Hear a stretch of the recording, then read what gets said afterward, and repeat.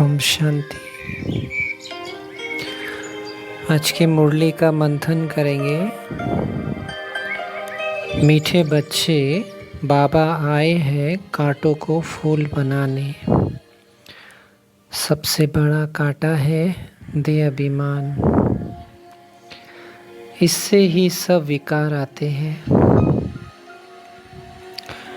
इसीलिए देही अभिमानी बनो।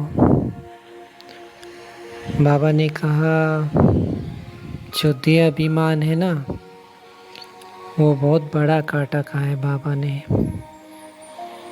वो सबको है, किसी को कम है, किसी को ज़्यादा है, लेकिन बाबा चाहता है कि हटाए। इसके लिए वही है जो हमारा मन है वो अपने स्वरूप में रहे, सोमान में रहे, निरंतर हमें अपनी याद रहे, स्मृति सदा रहे, निश्चय रहे, तभी हम कर सकते हैं। इससे क्या होगा कि हमारे पॉइंट्स जमा होंगे। कई बच्चे सोचते हैं ना, बाबा तो रोज़ ही कहते हैं, लेकिन हमें ये ध्यान देना है कि बाबा जो ये कह रहे हैं एक समय तक कहेंगे। उस समय के अंदर किसी ने कर लिया सच्चे मन से, जैसे बाबा ने कल कहा कि जो मुझे याद करता है वही बच्चा कर सकता है, जिसको संपूर्ण निश्चय होता है। जिसको नहीं होता वो याद नहीं कर सकता। और आत्मा समझना बहुत बड़ा पुरुषार्थ है। तो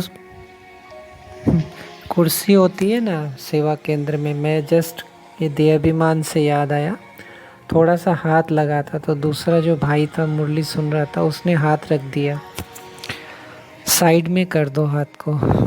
मैंने कुछ नहीं बोला, साइड में कर दिया। तो ये छोटी छोटी फिर शुभ भावना दी उस आत्मा के लिए।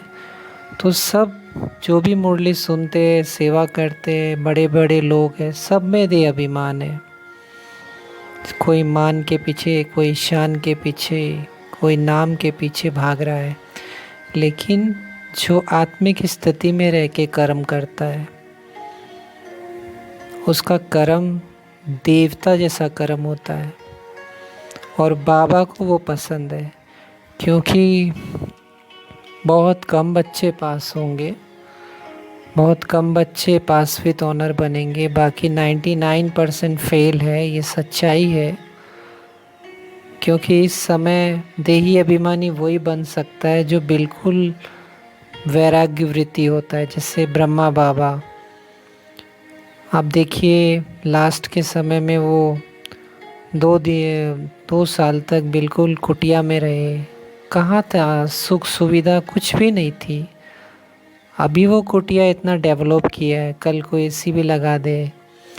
लेकिन वो कैसी थी आपने देखा ना, एक पलंग की, पुराना पलंग की रस्सियों में थी। वही चीज़ है।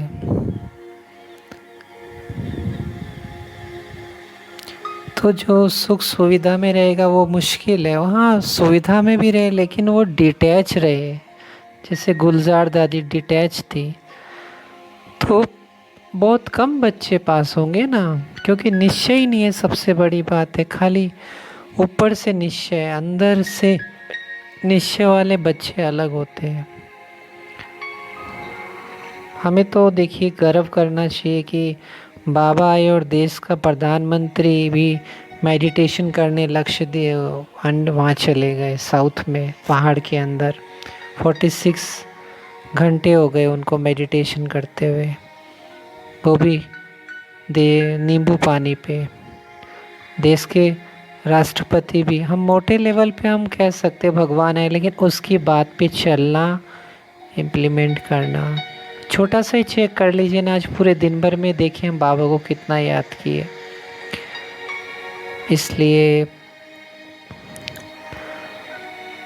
और बाबा ने जो आज वरदान कहा है, देखिए जो सोचते हैं ना हम शरीर से पवित्र है, लेकिन बाबा ने कितनी गहरी बात बोली। अपवित्रता का अंश, आलस्य और अलबेलापन का त्याग करने वाले संपूर्ण निर्विकारी भव। दिनचर्या में कोई भी कर्म में नीचे ऊपर होना, आलस्य में आना या अलबेला होना, बीमारी अलग चीज़ है, तकलीफ़ अलग चीज़ है, लेकिन जानबूझ के आलस्य में आना, एसी चल रही है यज्ञ की, हम सो रहे हैं, आलस्य में आना या अलबेला होना, ये विकार का अंश है जिसका प्रभाव पूजनीय बनने पर पड़ता है। यदि आप अमृत वेले स्वयं को जागृत स्थिति में अनुभव नहीं करते, मजबूरी से व सुस्ती से बैठते हो, तो पुजारी भी मजबूरी व सुस्ती से पूजा करेंगे। होते हैं ना कई बीके बाबा के ऐसे बच्चे होते हैं, भाई बहन, जो मुरली में सो जाते हैं, जो अमृत वेले भी देखते हैं कहीं मुरली में वो सोते रहते हैं, ऐसे झटके खा रहे। क्योंकि आप खुद सोचिए, जब निश्चय है कि बाबा मेरे माता पिता मुझे कब मिलेंगे, फिर कभी मिलेंगे, ऐसे प्यार से जब हम बातें करेंगे कि बाबा आप हमें कभी मिलेंगे, कभी नहीं मिलेंगे, सारी दुनिया मिल जाती है लेकिन आपकी यादें नहीं रहेगी, ऐसे प्यार से जब हम बातें करते हैं ना, तो एक दृढ़ता आती है, और जब दृढ़ता आती है ना तो प्यार जगता है। इसीलिए तो बाबा कहते हैं ना, बहुत कम बच्चों को निश्चय है, बहुत कम। नहीं तो सोचिए बीके भी अलग अलग ग्रेड्स के हैं। जैसे कहते हैं ना, A grade, B grade, C grade, ऐसे भी बीके है।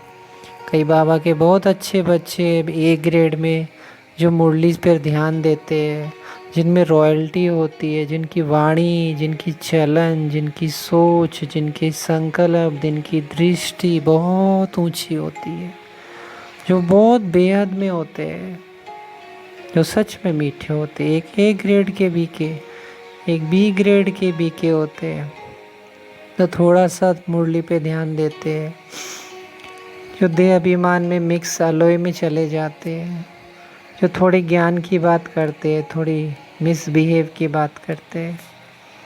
एक सी ग्रेड के बीके होते हैं, जो बाबा के यज्ञ में रहते, खाते पीते, पर बाबा के यज्ञ की वैल्यू नहीं होती, सिर्फ नाम मात्र। जैसे मंदिरों में पंडित जी होते हैं ना, खुद का पता नहीं कि क्या करे क्या नहीं करे, उसी तरह से जो मुंह में आया बोल दिया, जो मर्यादाओं के बाहर चले जाना, उसी ग्रेड के बीके।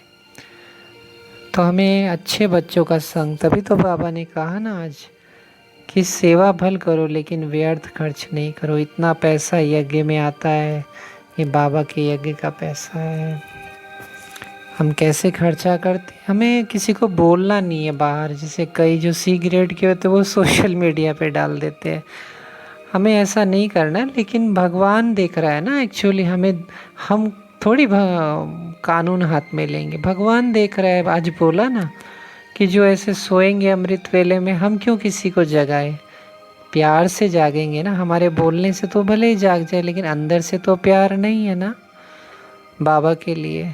सिर्फ फॉर्मेलिटी की मुरली बाबा के बने तो उनकी पूजा नहीं होगी, पूजा भी नहीं होगी ना। अभी भले नाम मान शान हो, लेकिन लास्ट में सजा खा के जाएंगे। तो इसीलिए जो खर्चा करेंगे बाबा का व्यर्थ में, अपने आप बाबा करेगा न्याय। अंत में देख सकते हो दुनिया में कितना टेम्परेचर बढ़ गया है, क्लाइमेट कितना 50 डिग्रीज हो चुका है। तो सोचिए अब ये कम तो होगा नहीं, 55 में तो इंसान मर जाता है। तो समय आ रहा है, इसलिए हमें लायक बनना है, हमें समझदार बनना है, हमें जो भगवान कहता है उसके प्यार के साथ रहना है। सोल प्रैक्टिस करेंगे, बाबा को याद करेंगे, एकांत अंतर्मुखी रहेंगे, तो बाबा ने कहा ना, जो याद करता मैं भी उसको याद करता हूँ। ओम शांति।